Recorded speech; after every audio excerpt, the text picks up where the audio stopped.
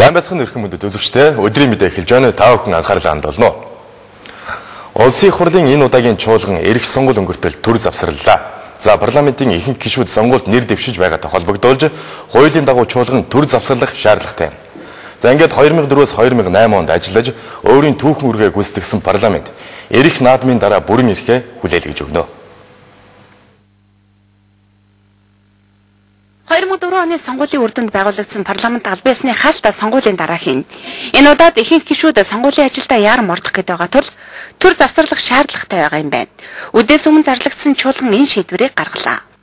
Сонгуулийн сурчлагын ажил хуулийн дагуу эхлэх болж одоогийн улсын их хурлын ихэнх нь энэ сонгуульд нэр дэвшиж байгаатай холбогдуулан улсын их хурлын чуулганы үйл ажиллагааг төр завсруулах шаардлага гарлаа. Чуулганы үйл ажиллагаа хараахан дуусаагүй байна. Сонгуулийн дараа энэ танхимда иргэн цуглах болно. Улсын их хурлын хаврын чуулган төр завсарлсныг мэдэгдэе. Та бүхэнд амжилт хүсье. Энэ хаврын чуулган бие даасан 12 хууль, нэмэлт өөрчлөлт оруулсан 38 хууль, 29 тогтоолыг баталжээ. Энэ хэрээр 10 хуулиудыг хүчингүй ойлгосон байна. Шахуу хугацаанд тэнцвэртэй парламентын ширүүхэн тулаан донд харин ч амжилттай ажилласан гэж их хурлын дарга хэллээ. Татварын шинжилгээг гүйцэн баталж, гайлын тухай хуулийг анх удаа баталж, Монгол улсад эдийн засаг эрүүлжих орчныг 100% хангасан. Нийгмийн даатгалын тогтолцоог боловсронгуй болгож, сургуулийн өмнөх боловсролын тухай хуулийг анх удаа бие даасан хууль болгож баталсан. Газрыг иргэн бүрт өмчлүүлэх энэ удаагийн парламент баталсан зэргээр дурдах ажил аривантай ажилласан гэж их хурлын дарга онцоллоо. Иргэдийн ахуй амьдралтай холбоотой махнуулуурын үнийг төрөөс зохицуулах, бензин шатхууны үнийг төрөөс барьж хэрэглэгчдийн нуруун дээр ачаал үүрүүлэхгүй байлгах зэрэг чухал тогтоолуудыг баталсан байна. Харин 2 жил дамнан хилцэж байгаа ашигт малтамлын тухай хуулийг энэ парламент амжиж батлах төлөвтэй байсан ч бас л амжсангүй. Цаг давчуулсан энэ үед бүх зүйлээр бүрэн одоо төгс зөвшөлдсөл шийдэлд хараахан хүрч чадсангүй. Ийм учраас бид 7 хэмжиж 1 огтл гэдэг шиг алдах эрхгүй энэ хуулийн дээр бид бас дахин тодорхой хугацаагаар нухацтай хандаж авч үзэхээс аргагүй байдалд байна гэсэн ажлын гисгийн гишүүдийн одоо зарим гишүүдийн гаргасан саналыг харгалзаад ингээд одоо ажлын гисэг эдийн засгийн байнгын хороонд яг одоо иж бүрэн зөвшөлтөд хүрсэн, тохиролцоонд хүрсэн төсөлд хараахан хүрээгүй, дүгнэлтэнд хараахан хүрээгүй учраас энэ асуудлыг хэлцэж амжсангүй. За ямартай ч улсын хурлын хаврын чуулганд сонгуулийн маргааш болтол төр хугацаагаар завсарлаа. Сонгуулийн дараа дахин хурлаж хэлцэж амжаагүй ганц 2 хуулийг чуулганаар оруулаад ёслолын байдалтайгаар нэгдсэн чуулганаа албан ёсоор хаах юм. Мэдээллийг Атхан Жаргал алтнаар хүргэлээ. За алтын наваад авдрын хайдгийн үлгэрээр онгон сайхан байглаа сэтгэл эмзэглэн болгосноо ухаарч байгаль дэлхийд чиглэсэн ажлын эхний алхам хийгдлээ. За энэ бол ойн асуудал эрхэлсэн шинэ агентлагийг байгуулсан явдал юм. За засгийн газрын оновчтой шинэ аппарат бүрдүүлэх зорилтын дагуу улсын их хурл засгийн газраас гаргасан шийдвэрийн хүрээнд энэ агентлаг байгуулагдаж байгаа юм а. Байгаль орчны сайдын эрхэлсэн асуудлын хүрээнд ойн хэрэг эрхлэх газрыг байгуулах шийдвэрийг улсын хурл өнгөрсөн сарын 16-ны өдөр гаргасан байна. Харин өчигдрийн засгийн газрын хуралдаанаар засгийн газрын хэрэгжүүлэлт агентлаг энэ газрын дараагаар мажгийн тунгалахыг томилжээ. Шинэ газрын хийх ажлын талаар байгаль орчны яамны холбогдох хүмүүс өнөөдөр мэдээлэл хийсэн юм а. Манай улсын нийт нутаг дэвсгэрийн ердөө 8.3% ойн бүс байдаг. Бага жаахан ойгоо ахуй хэрэгцээнд хууль бусаар их ашиглах, хорхоо шавжинд идүүлэх, төмөр төртүүлэх зэргээр барж дуусаж байгаа. Иймд одоо байгаа ойн бүс нутгаа хамгаалах нэгдсэн бодлогыг боловсруулж ойн асуудал ихсэн төрийн захиргааны байгууллага саналыг салбарын сайд санаачилсан байна. Ингээд шийдвэр гаргах төвшөнд нөлөөлж ажиллаж байж өнөөдөр энэ газрыг албан ёсоор байгуулсанд мэргэжлийн зүгээс ач холбогдол бодсон ч гэсэн баяртай байна гэж эдгээр хүмүүс хэлж байлаа. Ойн хэрэглэх газрын ойн бүсийг цогцоор нь хамгаалах бүх чиглэлийн үйл ажиллагааг хийх юм байна. Байгаль орчны яамнаас байгаль хамгаалах чиглэлээр хийж байгаа ажлыг төрийн нэгдсэн бодлогоор уялдуулах, ард иргэдийг энэ ажилд татан оролцуулах чиглэлээр шинэ бодлогыг хэрэгжүүлж эхэлсэн.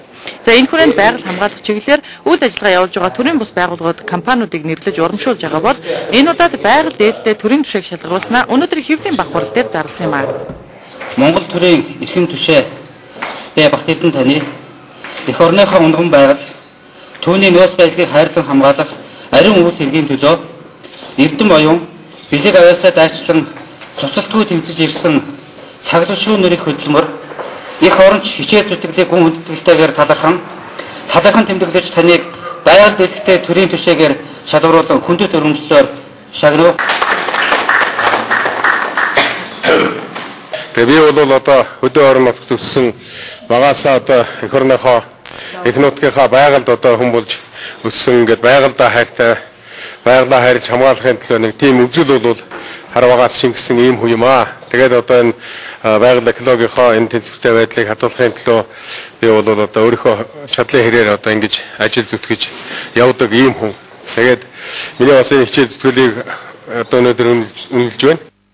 Улуурхайн салбарыг тэргүүлэх чиглэл болгоод байгаа манай улсын хувьд сөрөг үр дагавар хэдийгээр гарч эхэлснийг байгаль хамгаалах мэргэжлийн хүмүүс хэлж байна. За байгаль орчны яамны мэргэжлийн шалгалтын баг өнгөрсөн сард Өв хангай аймгийн Уяг Зүүн Баян улаан хайрхан дулаан самдаар явж шалгалт хийсэн байна.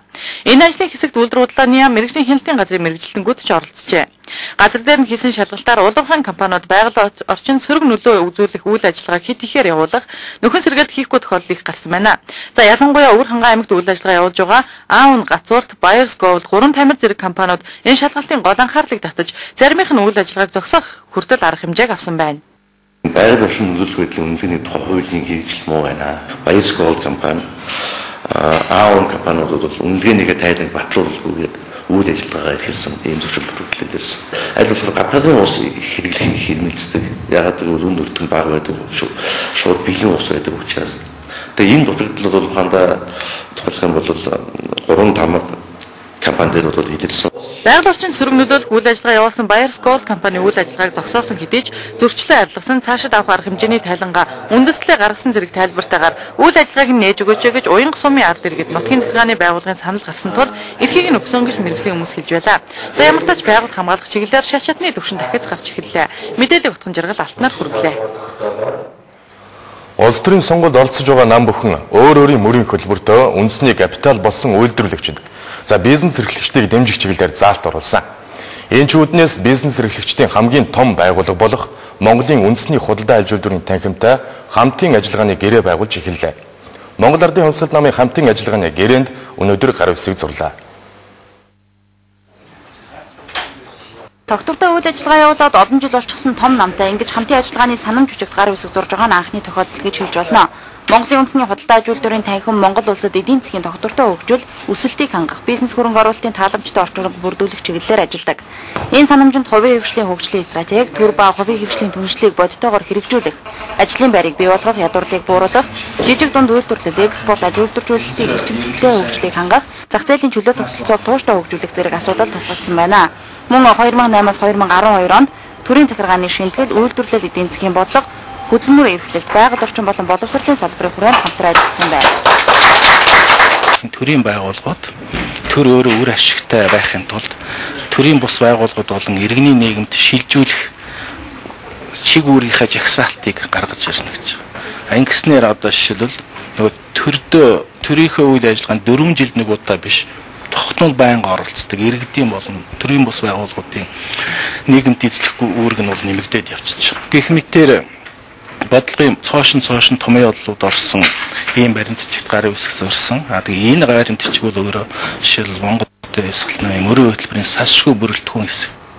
Санамж бүжигт тусгагдсны дагуу хамтран ажилласнаар 2015 он гэхэд манай улс бизнесийн орчин бүрдүүлэлтээрээ Аздаа ихний 10-т орох юм байна. Өнөөдөр бол 49-р байранд жагсдаг. Улс орны хөгжлийн эдийн засгийн байр байдлыг тодорхойлдог, бизнес эрхлэгчдийг дэмжих төрс газ хууль эрх зүйн тааламжтай орчин бүрдүүлэхийн төлөө ажиллах ёстой. Ингэж байж дээрх үр дүн гарна гэдгийг хоёр тал гарын үсэг зурхаар яриа хийж байлаа. Мэдээллийг шинээр савсарнаар хүргэлээ.